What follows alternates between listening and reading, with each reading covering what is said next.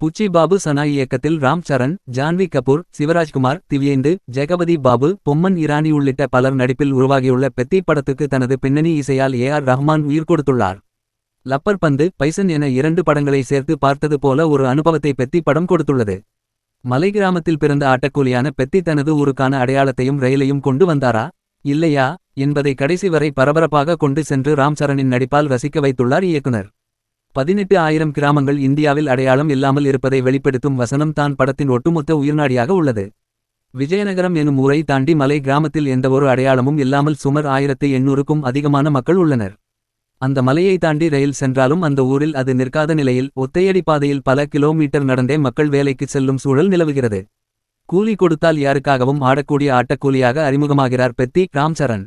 Cricket ஆட்டத்தில் அசைக்க முடியாத நபராக விளங்கினாலும் சாதிய பிரச்சினை அவரது அடையாளத்தை அசிங்கப்படுத்த அங்கிருந்து குஸ்தி சொல்லித் தரும் சிவராஜ்குமாரிடம் அவரை வரவழைக்கிறது.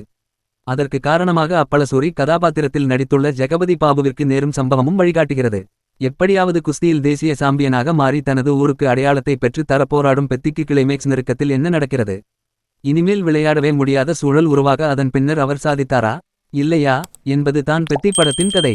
ராம் சரண் இந்த படத்துக்காக தனது உடல், பொருள், ஆவி என அனைத்தையும் போட்டுள்ளார் என்பது முதல் சீனில் இருந்து கடைசி ஃப்ரேம் வரை தெளிவாக தெரிகிறது. ராம் சரணை தொடர்ந்து ஏ.ஆர். ரஹ்மானின் இசை படத்துக்கு பெரிய பிளஸ் ஆக உள்ளது.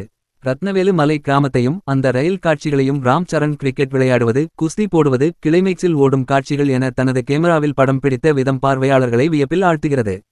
எடிட்டர் நவீன் நூலி மல்யுத்தத்தில் கிரிக்கெட்டை ராம் சரண் மிக்ஸ் செய்து ஆடும் காட்சிகளை எடிட் செய்த விதம் பாராட்ட வைக்கிறது. கிளைமேக்ஸில் டைரக்டர் எடுத்துக்கொண்ட ஸ்போர்ட்ஸ் மற்றும் ராம் சரண் அதற்காக மெனக்கெட்டது தான் படத்தின் மிகப்பெரிய பிளஸ் ஆக உள்ளது. படத்தின் கதை ரொம்பவே வலிமையானதாக இருந்தாலும் முதல் பாதியில் ஹீரோயின் ஜான்வி கபூரின் கவர்ச்சி காட்சிகளும் அவரது அனுமதி இல்லாமல் உதட்டில் முத்தம் கொடுக்கும் இடமும் படத்திற்கு சற்றே பின்னடைவை தருகிறது. காதல் காட்சிகளுக்கு பெரிதும் முக்கியத்துவம் கொடுக்காமல் ராம் சரணின் விளையாட்டையும் அவரது போராட்டத்தையும் அதன் பின்னர் முழுக்க கவனம் செலுத்திய இடத்தில் படம் தப்பித்துக் கொள்கிறது. கஷ்டப்பட்டு வரும் நபர்கள் தான் வாழ்வில் சாதனைகளை படைக்க முடியும் என்பதை படம் இரத்தமும் சதையுமாக சொல்லியுள்ள நிலையில் கண்டிப்பாக ராம் சரணுக்கு இது ஒரு பிளாக்பஸ்டர் படமாகவே மாறும்.